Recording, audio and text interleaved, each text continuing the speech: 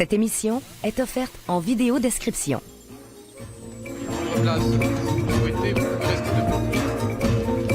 C'est une affaire complexe.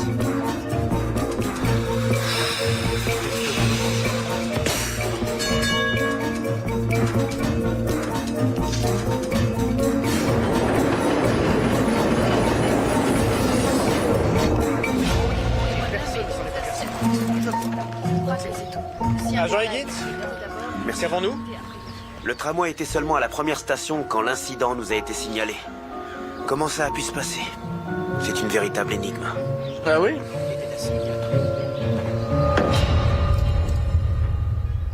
Docteur, aurions-nous une affaire qui sorte de l'ordinaire? Oui, il a reçu une balle dans le torse. Je pense qu'elle a touché le cœur.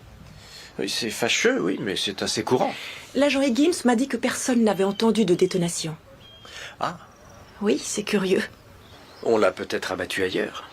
Compte tenu de la gravité de la blessure, il devrait y avoir du sang partout, mais je n'en vois pas. Il a été abattu à cette place et personne n'a rien entendu. Une balle perdue, des enfants tirant sur des bouteilles. Ou une querelle sans rapport avec le meurtre.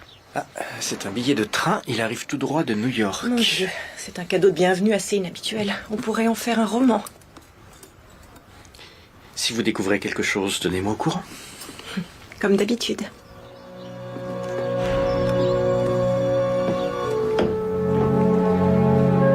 De l'autre côté. Je ne m'en serais pas aperçu. Les gens ne veulent pas le croire, mais il y a Henri, interdisez l'accès au tramway. Oui, monsieur. Si j'en crois sa carte de visite, la victime se nommait Wilbur Delory, domicilié au 539 Gilmore Street à New York. Dites à George de contacter la police de New York. Oui, monsieur. rien d'autre. Oh, j'oubliais.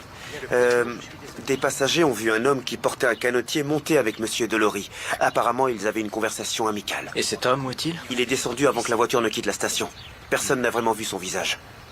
Peut-être voulait-il lui dire un dernier au revoir? En voilà une tournure intéressante. Une tournure. Essayez d'établir un portrait de cet homme, même si ce n'est qu'une description assez vague. Et il faut qu'on sache si quelqu'un a entendu un coup de feu dans les environs. Je m'en charge, monsieur.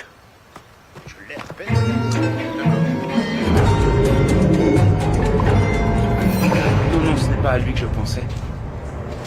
Ah, monsieur, j'ai contacté la police de New York comme vous l'aviez demandé. J'ai des informations sur monsieur Delory. Excellent, George. Et il y a une charmante jeune femme qui vous attend dans votre bureau. Ah, mais je n'attends personne. Qui est-ce? Eh bien, elle ne m'a pas dit grand-chose, mais de toute évidence, elle vous connaît. Comment s'appelle-t-elle? Je n'en ai pas la moindre idée. Merci.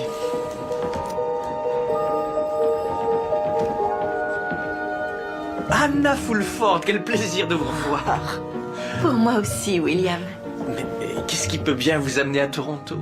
Je me rendais aux chutes du Niagara accompagnée de mon fiancé. Votre fiancé? Ah, et toutes mes félicitations. William, il a disparu. Disparu? Je ne sais plus quoi faire. J'ignore pourquoi, mais j'ai un terrible pressentiment.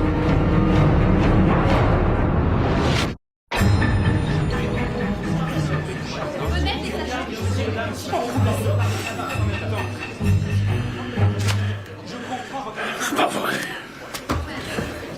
Nous allons régler cette affaire dans l'ordre et dans le calme. S'il vous plaît. Approchez. Monsieur, une bande de voleurs a sévi dans leur quartier récemment. Des pickpockets, des voleurs de linge, il y a aussi des vols de poulets. Des poulets? J'ai une théorie, monsieur. La version courte. Des bohémiens ont installé leur campement près de la rivière. Des bohémiens? Un ramassis de voleurs. Disons que leur conception de la propriété est un peu différente de la nôtre. Allez jeter un coup d'œil. Oui, monsieur. Vous ne venez pas? Je ne peux pas. Mon directeur de campagne doit passer. Hum. Nous ne serons plus tranquilles ici. Je vous prie de m'excuser, William, mais je ne savais vraiment plus vers qui me tourner. Vous n'avez pas à vous excuser, vous avez bien fait de venir m'en parler. Eh bien, maintenant, dites-moi ce qui s'est passé. Joe a quitté l'hôtel hier soir vers 19h pour essayer de trouver un bureau de tabac. Nous devions nous retrouver au restaurant de l'hôtel à 19h30, mais il n'est pas revenu. Il est sorti acheter du tabac et il a tout bonnement disparu. Pardonnez ma question, Anna, mais est-ce que Joe et vous avez des ennuis? Non. Nous allions aux chutes du Niagara pour nous marier. Oh, je vous demande pardon, William, mais j'ai du mal à garder mon calme. Ne vous en faites pas. Et quel est le nom de Joe? Belle. Il y a quelques mois, après ce que nous avions vécu ensemble à Bristol, j'ai finalement trouvé le courage de prendre le bateau pour New York. Joe a été la seule bonne surprise. C'est une ville bruyante et sale, remplie de gens déplaisants. Et Joe a été l'exception. Oui. Il est honnête et franc. Il est gentil. C'est une perle rare. Et donc, peu après, il m'a demandé en mariage. C'était comme si mes rêves devenaient réalité. Nous le retrouvons, ne vous en faites pas. Je ne vous ai même pas demandé comment vous alliez. Oh, très bien. Et Julia, êtes-vous toujours... Nous sommes toujours très proches, oui. Mais Julia est fiancée à un autre homme. Oh, William, je suis désolée. Oh non, ce n'est rien. Tout va bien. Anna, il me faudrait une description de Joe. Bien sûr, il a à peu près votre stature. Il a le teint mat, il porte la moustache et il est brun.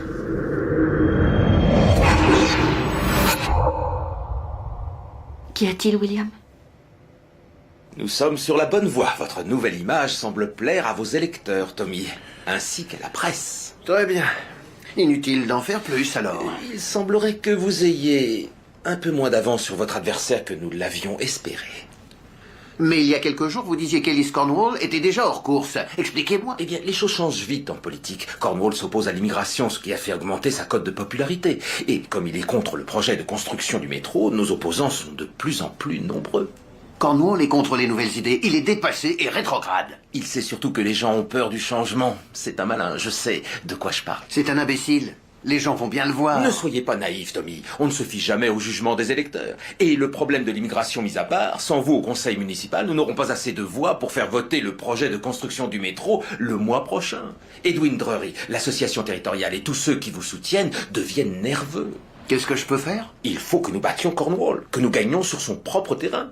Et notre revanche ne va pas tarder. Il ne faut pas rater cette occasion. Laquelle? Les criminels du camp de Bohémiens. C'était des délits mineurs, ce ne sont pas des criminels. Ce n'était pas des délits mineurs. D'ailleurs, vous avez déclaré publiquement que vous étiez choqué du comportement de ces gitans et que vous aviez l'intention d'arrêter les coupables et de chasser les autres. Pourrais-je savoir quand j'ai fait cette déclaration? Ce sera dans tous les journaux cet après-midi. Je me suis à peine penché sur cette enquête. Je pense que c'est un peu prématuré. Non, pas si vous voulez prouver que vous serez le conseiller municipal qui s'imposera comme le champion qui fait régner la loi et l'ordre. Et tous sauront que vous allez redresser le cap. Vous deviendrez l'homme à qui on devra Toronto la Grande. C'est ce que vous avez promis dans vos discours. Vous voulez leur montrer que vos promesses ne sont pas que des mots. Bien entendu. Je vous reconnais bien là, Tommy. Il est temps de mettre un terme aux agissements de tous ces hors-la-loi. Allons, c'est vous qui pilotez le navire. Vous allez faire comprendre à ces bohémiens le sens du mot impitoyable.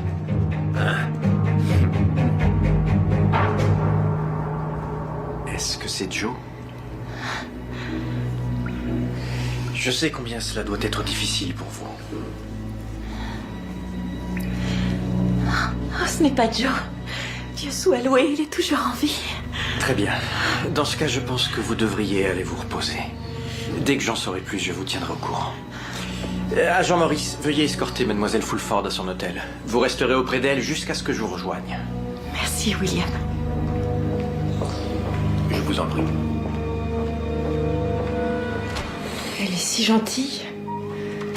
Oh, la pauvre, j'ose à peine imaginer ce qu'elle doit traverser.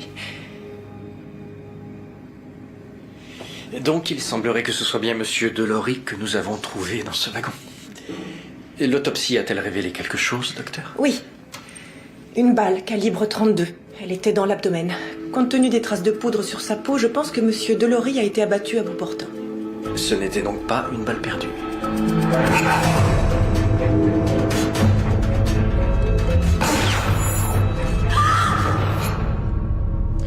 Je ne comprends pas, Julia. Les passagers auraient dû entendre le coup de feu. Je sais, je ne comprends pas non plus, c'est étrange. Et j'ai trouvé ceci, de la limaille. J'ai prélevé ces copeaux dans la plaie et sur la veste de la victime. Comme s'ils avaient été projetés en même temps que la balle. Je ne connais aucune arme qui lance ce genre de projectile. Il va falloir que je retourne sur le lieu du crime.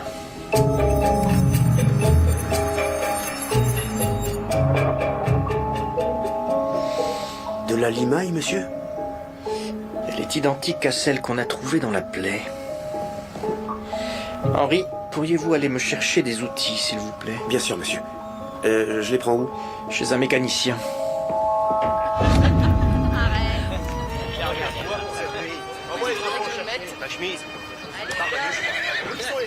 Police! Qui est le patron ici? Quand je pose une question, je veux une réponse. Je compte jusqu'à 3, après je lance l'assaut. 1, 2... Ça suffit. Rangez vos matraques. Vous êtes quoi? Leur reine? Il croit que je suis la reine des bohémiens. Vous devez être le roi des policiers. Je suis l'inspecteur Thomas Brackenreed. Et vous, qui êtes-vous? On me nomme Furidae. Fury quoi? Je suis l'autorité spirituelle de cette communauté et vous ne parlerez qu'à moi. Venez.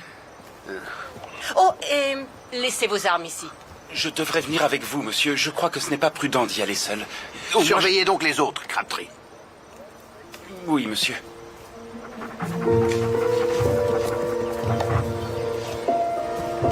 À nous deux, Madame la Fury. Il y a eu plusieurs vols depuis votre arrivée dans la région. Ah oui? Dans ce cas, je préviendrai les membres du camp de rester vigilants. Ne jouez pas ce jeu-là avec moi. Attelez donc vos roulottes et passez votre chemin. Nous sommes habitués aux persécutions, ça ne suffira pas à nous intimider. Quelle preuve avez-vous contre nous? Vous campez illégalement sur un terrain municipal. Videz les lieux avant demain midi, sinon je ne réponds plus de rien. Moi non plus, inspecteur.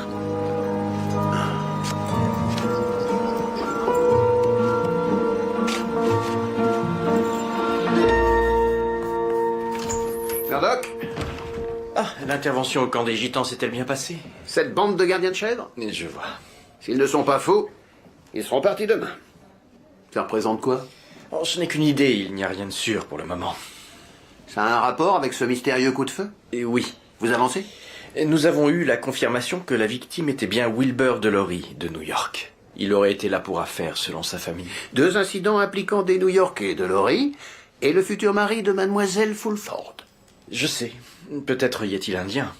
Bell connaissait Delory, il l'abat et il s'enfuit. Ça pourrait être aussi simple. Oui, l'idée m'a traversé l'esprit. Soyez prudent, Murdoch. J'ai comme l'impression que ce Joe Bell pourrait être dangereux. Monsieur, l'agent Morris vient d'appeler de l'hôtel. Mademoiselle Fulford a reçu un message de son fiancé. Ah oui?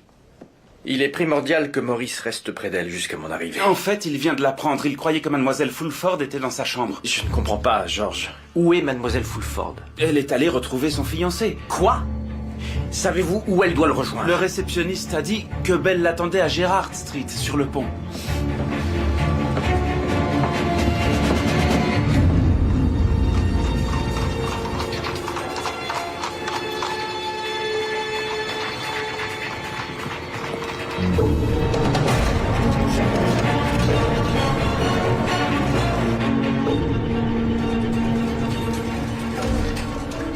Anna! Anna! William, ça y est, il m'a...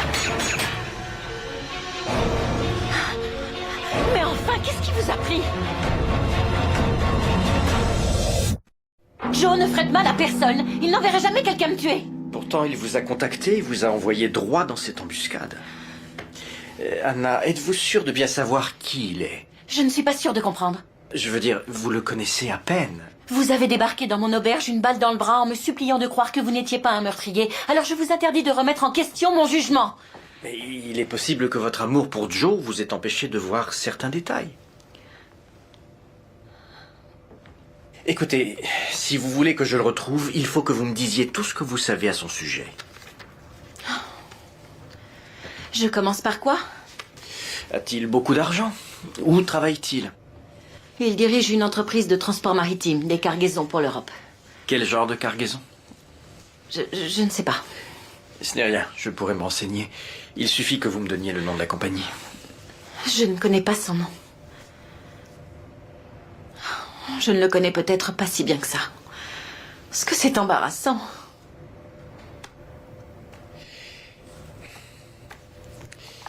Et Joe vous a-t-il parlé d'un Wilbur Delory?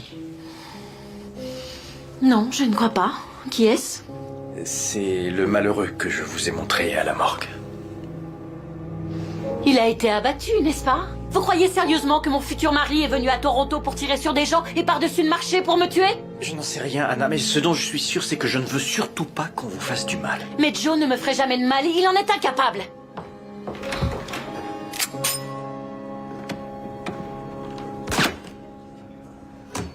C'est tout? Il n'y a pratiquement aucun son. J'ai eu cette idée en lisant les études de Hiram Maxim, qui essayait d'amenuiser les bruits émis par un moteur à combustion. Donc c'est un amenuisateur de bruit? Et oui, Georges, cela expliquerait pourquoi dans le wagon, personne n'a entendu de coup de feu. Insidieux stratagème. En effet, le secret de cet amenuisateur, comme vous l'appelez, Georges, réside dans les propriétés insonorisantes de la limaille de fer qui se trouve dans une série de chicanes coniques placées sur... Un réducteur.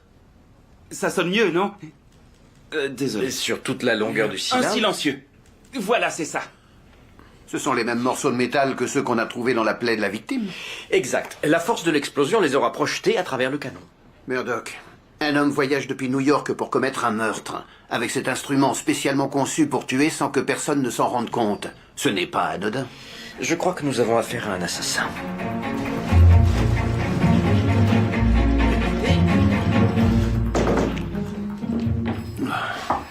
Tommy, nous avons un problème. Ah oui? Oui. Monsieur Drury, quelle joie de vous revoir. J'ai réglé la question des bohémiens. Demain ou plus tard, ils auront débarrassé le plancher. Vous auriez dû les expulser sur le champ, inspecteur. Nombre de mes voisins de Jarvis Street, des personnes que j'ai convaincues de contribuer à votre campagne, ont été cambriolées la nuit dernière par ces gibiers de potence. Ce ne sont pas forcément les bohémiens. Mon fils Edwin Jr. et ses amis les ont vus de leurs propres yeux. Ils étaient dans le salon de mon domicile. Ils les ont vus pénétrer au numéro 28. Après quelques menus larcins, voilà que les cambriolages commencent. Maudits paysans immigrés. Ellis Cornwall va vous ridiculiser, à moins que vous ne réagissiez avec une main de fer. Nous pouvons encore tourner la situation à votre avantage, mais il nous faut des arrestations. Il faut expulser ces gitans avant que les journaux du soir ne vous traînent dans la boue. Oui, je comprends votre point de vue, mais j'ai un accord avec les bohémiens. Laissons-leur au moins une chance. Brackenhide, nous courons à la catastrophe si nous ne réagissons pas tout de suite. Vous devez expédier ces gitans hors de notre ville. Retournez à leur camp, la presse sera là. Alors, pas d'impair. Les espoirs de M. Drury et de son association reposent sur vos épaules, Tommy. Tout ce pourquoi vous avez œuvré se décide maintenant.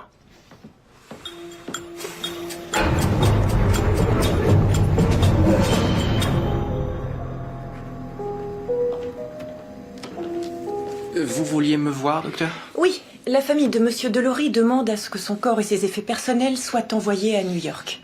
Très bien. Je ne vois aucune raison de s'y opposer. Dans ce cas, je vais confier le corps à la société de pompes funèbres proposée par la famille. Ils se chargeront de le rapatrier à New York. Parfait. Autre chose, peut-être? Oui, je me demandais comment vous comptiez protéger Mademoiselle Fulford, sachant que quelqu'un menace de la tuer. Je lui ai demandé de rester au poste le temps que je puisse lui fournir une protection rapprochée et que le tueur soit sous les verrous. Elle peut venir chez moi. Quoi, chez vous? Oui, le tueur ne pourra pas se douter qu'elle se cache chez moi. Et elle sera plus à l'aise. Oui, mais... Imaginez ce qu'elle doit traverser, William. Si l'assassin est son fiancé, elle aura été trahie et elle aura perdu l'amour de sa vie. Elle sera bouleversée. Très juste. Je vais m'en occuper.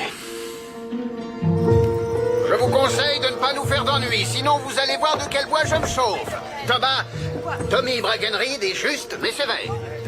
Vous notez, Glynn? Le moindre de vos mots. C'est parfait. Inspecteur, libérez ces hommes immédiatement. Madame, veuillez rester en retrait pour votre propre sécurité. C'est bon, Crabtree. Ça ne sert à rien de faire des esclandres. Inutile de pleurer pour qu'on les relâche. La décision est prise. Par quelle autorité? Alors vous ne faites qu'exécuter les ordres d'un autre. Vous n'êtes rien de plus qu'un sous-fifre. Estimez-vous heureuse. Si je n'étais pas là, ils embarqueraient tout le monde, pas seulement les hommes. Nous avions jusqu'à midi. Vous ne comptiez pas vous en aller, et vous le savez. Alors je suis la menteuse. Dans ce cas, vous ne me laissez pas d'autre choix. Ce que vous désirez, vous ne l'aurez jamais. Qu'est-ce qu'elle veut dire par là? Cette femme est incroyable. Qui est-ce? Ça ne vous regarde pas, Glynn. Faites votre boulot. Je crois qu'elle vous a jeté une malédiction. Une malédiction? Je vous en prie, Crabtree, vous la prenez pour une sorcière? Allez, vous autres, on se dépêche.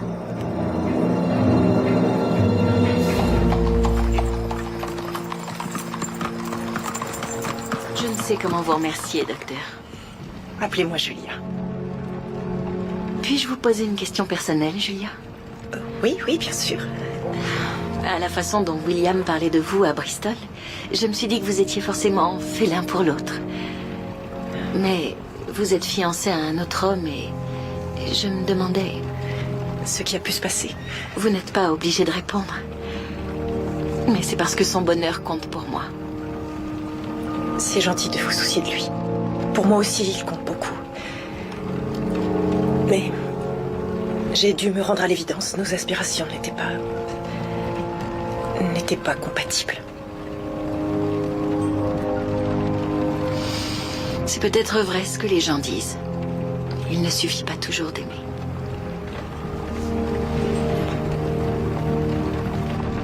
Monsieur, il me faut votre signature sur ce formulaire pour que le corps de Monsieur Delory soit rapatrié. Ah oui, bien sûr. Qu'y a-t-il, George? C'est au sujet des cambriolages de Jarvis Street. L'inspecteur, il n'a pas interrogé une seule des victimes. Edwin Drury a dit que c'était les Bohémiens et l'enquête s'est arrêtée là. Vous connaissez le dicton, George? Ce n'est que de la politique. Oui, mais monsieur... Ne vous en faites pas, je veillerai à ce qu'une enquête soit menée en bonne et due forme. Mais pour le moment, l'inspecteur a besoin de notre soutien et de discrétion. Bien, monsieur. C'est curieux. La société de pompe funèbre où le corps doit être envoyé est différente de celle que la famille a demandée. Personne n'a le droit de déranger les morts, pas même la police. Monsieur Palmer, nous avons contacté la famille de Monsieur Delory à New York et ils n'étaient au courant d'aucun changement concernant le rapatriement du corps aux États-Unis. Pourtant, ce sont eux qui m'ont contacté. Quelqu'un vous a contacté, oui. Mais cette personne n'était pas de la famille de Monsieur Delory. Elle se donne bien du mal pour récupérer la dépouille. Je veux savoir pourquoi.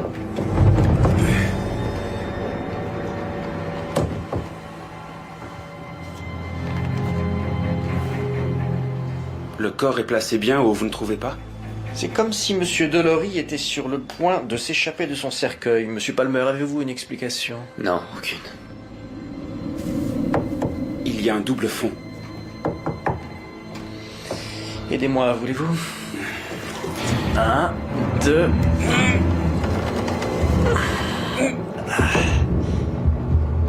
Oh bon sang. George, nous savons où est le fiancé de Mademoiselle Fulford.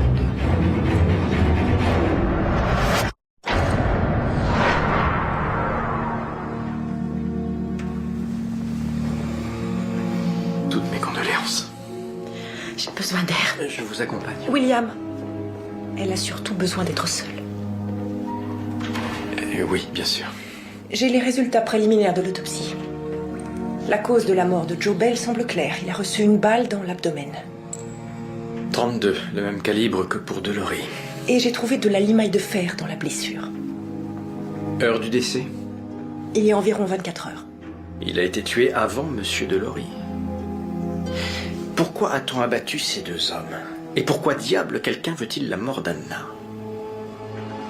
Et pourquoi le tueur voulait-il rapatrier la dépouille de Joe Bell à New York en secret? C'est un sac de nœuds, y a pas de doute. Oui, quelle que soit la raison, le tueur a mis en place ce système de cercueil à double fond. Mais il lui fallait un deuxième corps qu'il mettrait au-dessus de la dépouille de Joe Bell. Il devait savoir que Delory venait de New York. Dans le tramway, les gens disent avoir vu deux hommes discuter tranquillement quelques instants avant le meurtre. Il aurait abattu Delory parce qu'il avait besoin d'une autre dépouille? L'homme qui ferait cela n'aurait aucun respect pour la vie. En effet, George. C'est un professionnel. Pour lui, la mort est un métier. Je n'avais encore jamais vu ça auparavant. Bon sang, Glynn, vous pouvez m'expliquer ça? Vous deviez parler des gitans qu'on a arrêtés, pas de cette fumisterie. Comment aurais-je pu faire l'impasse sur le sort qu'elle vous a jeté? On avait un accord.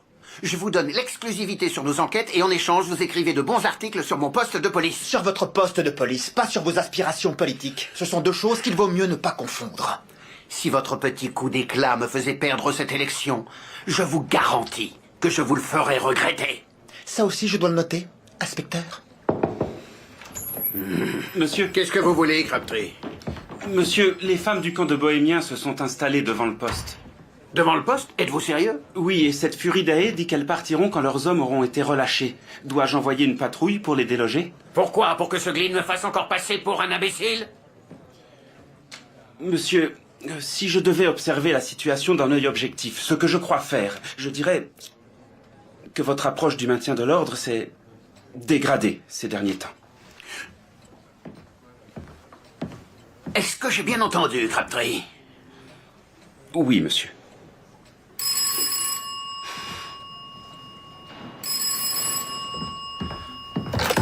Quoi? Oh, monsieur Drury, désolé. Oui, monsieur. J'arrive tout de suite. Apportez-moi les rapports des cambriolages. Tout de suite, monsieur. Je ne l'ai jamais vu, inspecteur. Je lui ai seulement parlé au téléphone. Bon, et cet homme, que vous a-t-il offert? De garder l'usage de mes jambes. Oui, je vois. Monsieur Palmer, comment le corps de Monsieur Bell est-il arrivé dans le cercueil sans que vous voyiez qui l'a mis à l'intérieur? L'homme du téléphone m'a dit de préparer le corps de Monsieur Delory et d'aller faire un tour. Je devais laisser la porte ouverte et revenir 1 heure plus tard. Il ne m'a rien dit d'autre. Inspecteur, qui sont ces hommes qui profèrent des menaces aussi atroces?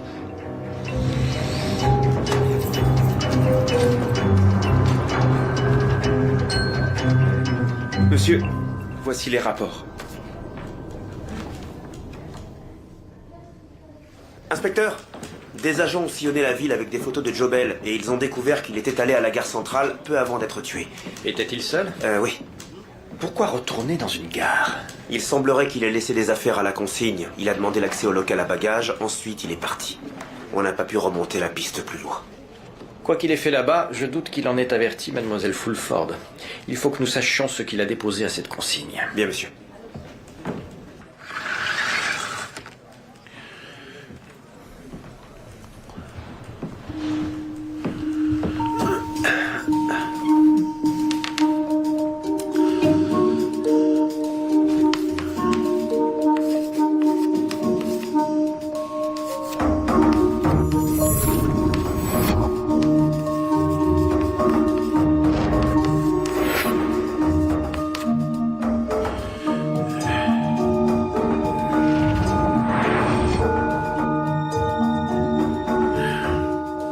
Comment vous faites, Murdoch?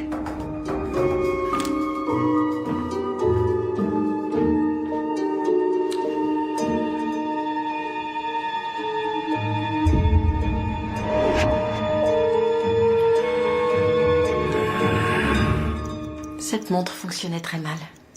Et pourtant, Joe l'adorait. Voici le reste de ses affaires. Merci. Qu'allez-vous faire quand tout sera fini? Recommencer à zéro, je suppose. Bien que je ne sache pas comment. On s'habitue tellement à notre mode de vie que l'on n'arrive plus à imaginer qu'autre chose soit possible. Et pourtant, c'est le cas. Je suis tombée amoureuse de 2 hommes cette année. Et tous les 2, je les ai perdus. Il me reste le couvent. 2 hommes? L'un d'eux était Joe. L'autre est entré dans mon auberge à Bristol. Mais son cœur appartenait à une autre.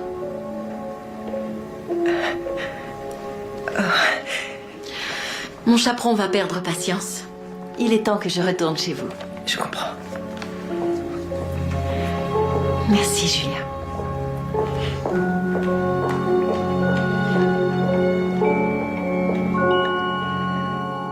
Je dois vous dire que je suis surpris, Tommy. Vraiment. Très surpris. Je vous demande une chose et vous faites n'importe quoi. L'intervention s'est déroulée comme prévu, monsieur Drury. Alors, le problème vient de Glynn. Assumez vos erreurs, je vous en prie. Je vous demande pardon. C'est vous qui l'avez envoyé. Inspecteur, je n'accepterai plus la moindre faute. Vous devez contre-attaquer et rattraper ce fiasco. Avez-vous un plan? Eh bien, j'ai une idée qui pourrait peut-être rétablir le cap, monsieur. Je vous écoute. Si vous êtes libre ce soir, que diriez-vous d'aller au théâtre en famille? Joe Bell ne voyageait pas léger. Une valise et une boîte à chaussures, ça suffit amplement. Henri, une visite d'1 heure chez votre mère, ça ne s'appelle pas un voyage. Monsieur, où doit-on poser le monstre? Mettez-la sur la table, Georges. Merci. Voyons ce que Monsieur Bell a bien pu aller déposer à la gare. Je parie que c'est un Maccabée. C'est le coup classique. Vous trouvez ça classique, Henri?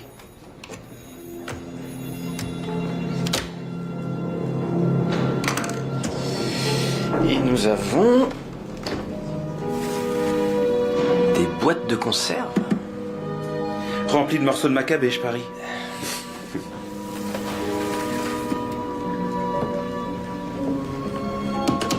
Et à l'intérieur, il y a... de l'huile. Quoi? De l'huile d'olive, pour être précis. Quel intérêt d'emporter des litres d'huile d'olive quand on part en vacances? Attendez, il y a quelque chose... Mais qu'est-ce que c'est?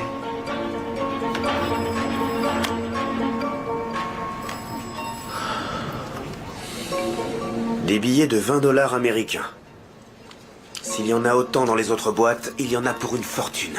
Monsieur, qui était Joe Bell? Où a-t-il trouvé une somme pareille? Je n'en ai aucune idée, Georges, mais il y a fort à parier que ceci est la cause de sa mort.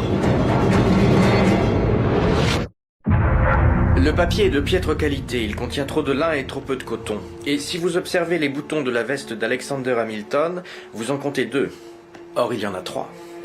Donc Joe Bell était un faux monnayeur, qui comptait mal. Non, ce n'est pas lui. Selon les services secrets américains, le faux monnayeur à qui l'on doit ces contrefaçons résiderait en Sicile. En Sicile? Comment ces billets sont-ils arrivés à New York? Mademoiselle Fulford a dit que son fiancé dirigeait une entreprise de transport maritime, mais elle ignorait ce qu'il transportait. De l'huile d'olive sicilienne, je suppose. Oui, la question est de savoir si Monsieur Bell prenait part à la diffusion de cette fausse monnaie ou s'il a seulement découvert la présence des billets. Dans un cas comme dans l'autre, il a pris quelques boîtes et il a plié bagages. Et ceux à qui l'argent appartenait ont envoyé un assassin pour le supprimer. Il appartenait à qui? La police de New York n'a jamais entendu parler de Joe Bell, mais ils connaissent la combine du cercueil à double fond. Cette technique est utilisée par une organisation criminelle appelée la Main Noire.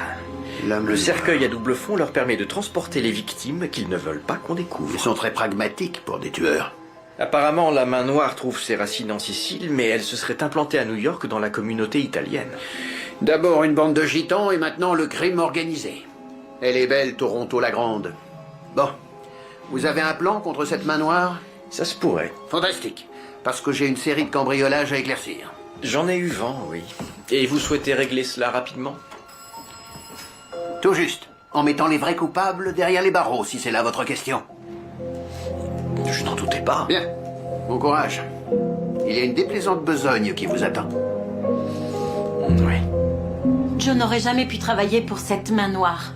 C'était un homme bon. Je n'en doute pas. Mais il leur a volé une grosse somme d'argent. C'est la raison pour laquelle ils l'ont tué.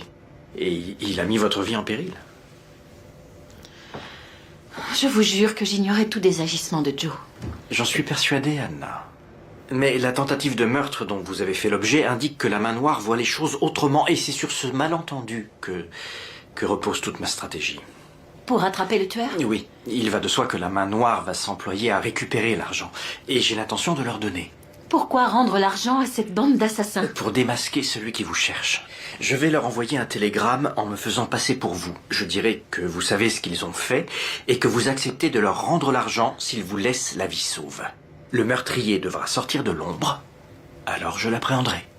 À qui enverrez-vous le télégramme? Il y a une société de pompes funèbres à New York que la Main Noire semble utiliser comme couverture. Je les informerai de l'emplacement et de l'heure à laquelle l'argent leur sera remis. Je veux venir, je veux y être avec vous. Non, c'est bien trop dangereux. Mais celle que le tueur veut voir, c'est moi. Si je reste ici, il pourrait s'enfuir. Vous ne savez pas à quoi il ressemble. Anna, je ne vous utiliserai pas comme appât. William, imaginez que les rôles soient inversés. Si vous cherchiez celui qui a tué la femme de votre vie, vous ne voudriez pas qu'on vous tienne à l'écart. Non, vous avez raison. Évidemment. Alors dites-moi ce que je peux faire.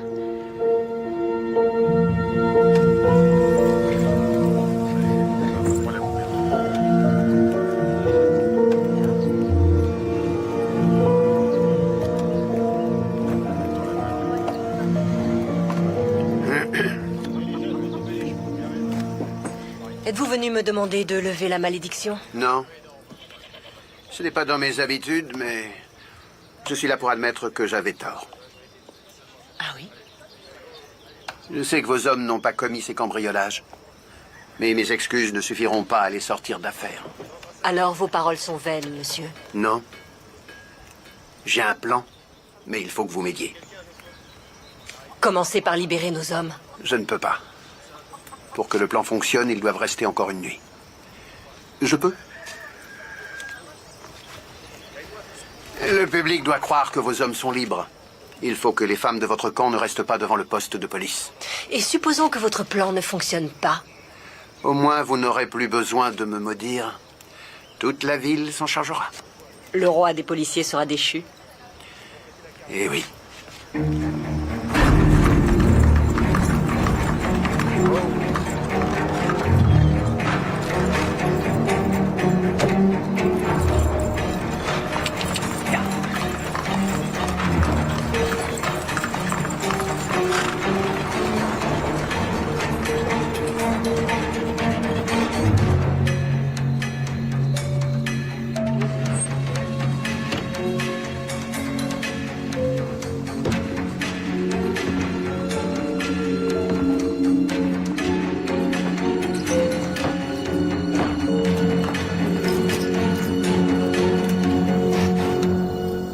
Tiens. Regardez qui est là. Mais ce sont les amis d'Edwin Junior. Eh oui, les mêmes garçons qui étaient prêts à témoigner contre les bohémiens. Attendez, c'était l'idée d'Edwin Junior. Vous calomniez mon fils. Je vous jure que c'est vrai. C'était quoi, son idée? Parlez! On devait cambrioler nos maisons pendant que nos familles étaient sorties. Ces bandits veulent attirer des ennuis à mon fils. Non, ça je ne crois pas. Voyez-vous, monsieur Drury, j'ai relu les déclarations des garçons. Cet après-midi, en me dirigeant vers le poste, je me suis arrêté au numéro 28. Et figurez-vous que depuis cette adresse, on ne voit pas votre salon. Donc, ces gamins et juniors mentaient quand ils ont dit avoir vu les bohémiens entrer dans les maisons. C'était un coup monté. Et je crains que votre fils n'en soit l'instigateur. Je vous remercie, inspecteur. Soyez sûr que mon fils aura la punition qu'il mérite. Il n'y aura pas de traitement de faveur. J'ai envoyé mes hommes arrêter Edwin Junior au théâtre. Vous rendez-vous compte de ce que vous faites? Vous allez humilier ma famille. Et les leurs. Tommy, ce n'est peut-être pas la bonne solution. Que voulez-vous dire, Lo? Eh bien, la politique est affaire de compromis. C'est une sorte d'échange, vous voyez. Là, vous fermez les yeux et en retour, vous toucherez gros. Vous n'essayeriez pas de corrompre un officier de police, Lo? Bien sûr que non. Vous m'avez demandé de faire de cette ville Toronto la Grande, et je m'y emploie. Ne tournons pas autour du pot, Tommy. Vous commettez une erreur et vous allez perdre bien plus que votre campagne. Corruption? Menace? C'est vrai, je n'y connais pas grand-chose en politique, mais je connais bien la loi, et tous les deux vous êtes à ça de l'enfreindre. Les cambrioleurs, dehors! Tommy... Non, moi c'est inspecteur Brackenreed. Allez au diable avec votre politique. Les tunnels du métro, vous n'avez qu'à les creuser avec vos sales pattes.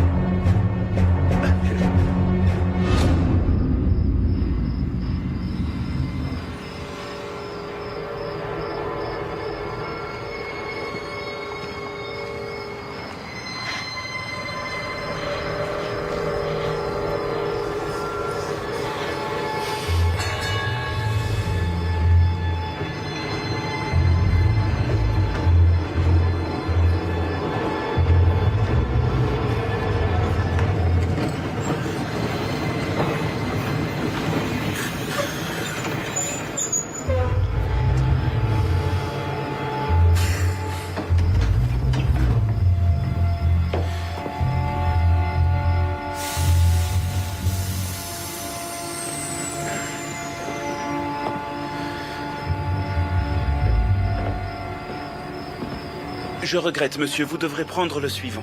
Mais c'est le dernier. Non, ce soir, le trafic s'arrêtera plus tard. Pourquoi je ne peux pas prendre celui-là? On a un horaire à respecter, monsieur, je n'ai pas le temps. Un horaire à respecter. Le tramway n'est jamais à l'heure. Je suis désolé, veuillez libérer le passage, monsieur. Tu dois aller travailler.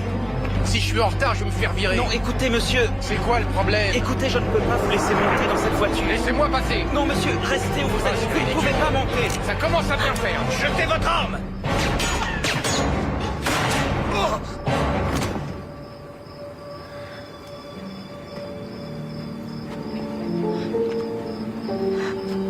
Anna, d'où vient ce revolver? Cet homme a tué Joe.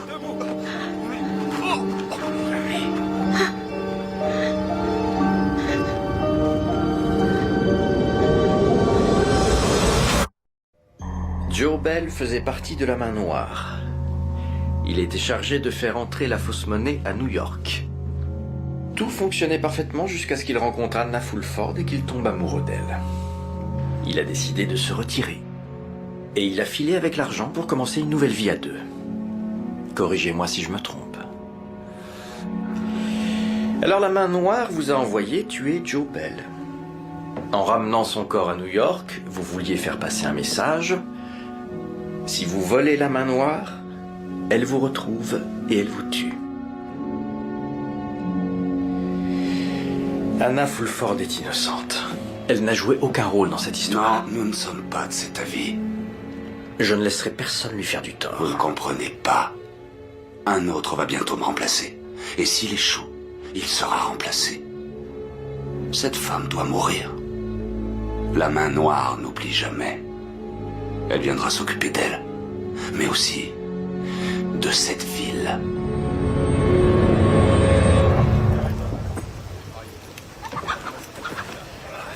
Alors vous partez?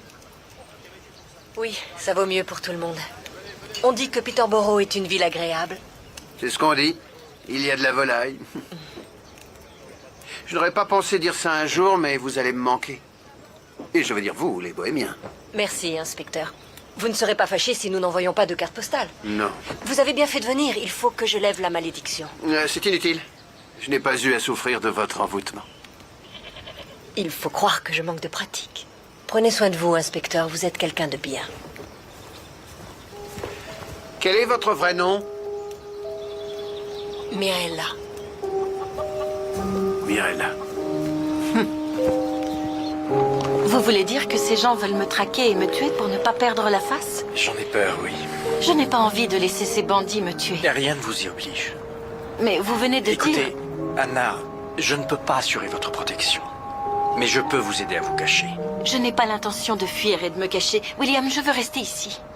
C'est trop risqué. Dans ce cas, je pourrais aller à Bristol. Je pourrais rentrer chez moi. Nous avons préparé ces documents pour vous. Ce sont votre nouvelle identité, votre nouveau nom, votre nouveau passé. Il y a dedans tout ce qu'il vous faut. Mais où est-ce que je vais aller? Que voulez-vous que je fasse? Anna, le plus important est que vous surviviez pour pouvoir prendre ces décisions. Je suis désolé, je ne peux rien faire de plus. Je n'arrive pas à comprendre. Pourquoi l'avenir nous file-t-il entre les doigts tout à coup? Quand suffisamment de temps aura passé, peut-être nous retrouverons-nous, vous et moi. Non, c'est impossible. Personne ne doit jamais savoir ce qu'il est advenu d'Anna Fulford. Pas même moi. Si je venais à l'apprendre, nous serions tous les deux en danger. Alors on se dit adieu, c'est bien ça? Vous allez me manquer, William.